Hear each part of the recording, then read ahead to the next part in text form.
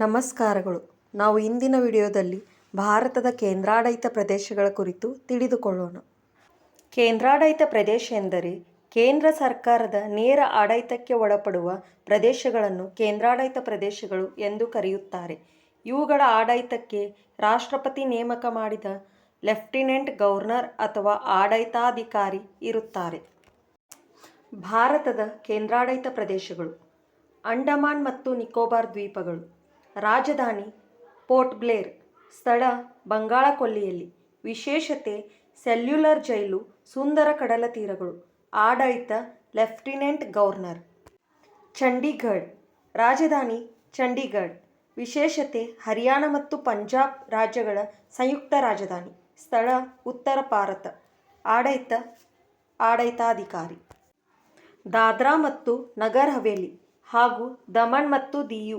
ರಾಜಧಾನಿ ದಮನ್.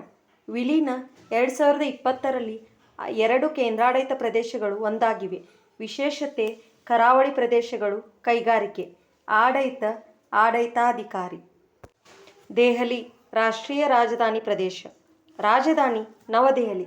ವಿಶೇಷತೆ ಭಾರತದ ರಾಜಧಾನಿ. ವಿಧಾನಸಭೆ ಇದೆ. ಮುಖ್ಯಮಂತ್ರಿ ಇದ್ದಾರೆ. ಆಡಳಿತ ಲೆಫ್ಟಿನೆಂಟ್ ಗವರ್ನರ್ ಮತ್ತು ರಾಜ್ಯ. ಜಮ್ಮು ಮತ್ತು ಕಾಶ್ಮೀರ. ರಾಜಧಾನಿ ಬೇಸಿಗೆಯಲ್ಲಿ ಶ್ರೀನಗರ, ಚಳಿಗಾಲದಲ್ಲಿ ಜಮ್ಮು. ವಿಧಾನಸಭೆ ಇದೆ. ವಿಶೇಷತೆ ಹಿಮಾಲಯ ಪರ್ವತಗಳು, ಪ್ರವಾಸೋದ್ಯಮ. ಆಡಳಿತ ಲೆಫ್ಟಿನೆಂಟ್ ಗವರ್ನರ್. ಲಡಾಖ್. ರಾಜಧಾನಿ ಲೇಹ್. ವಿಧಾನಸಭೆ ಇಲ್ಲ. ವಿಶೇಷತೆ ಎತ್ತರದ ಪರ್ವತ ಪ್ರದೇಶ, ಬೌದ್ಧ ಮಠಗಳು. ಆಡಳಿತ ಲೆಫ್ಟಿನೆಂಟ್ ಗವರ್ನರ್. ಲಕ್ಷದ್ವೀಪ್.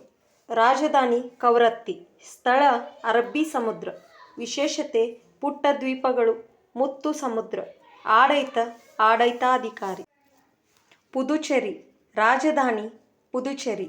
ವಿಧಾನಸಭೆ ಇದೆ. ವಿಶೇಷತೆ ಫ್ರೆಂಚ್ ಸಂಸ್ಕೃತಿ ಪ್ರಭಾವ. ಆಡಳಿತ ಲೆಫ್ಟಿನೆಂಟ್ ಗವರ್ನರ್ ಮತ್ತು ಮುಖ್ಯಮಂತ್ರಿ.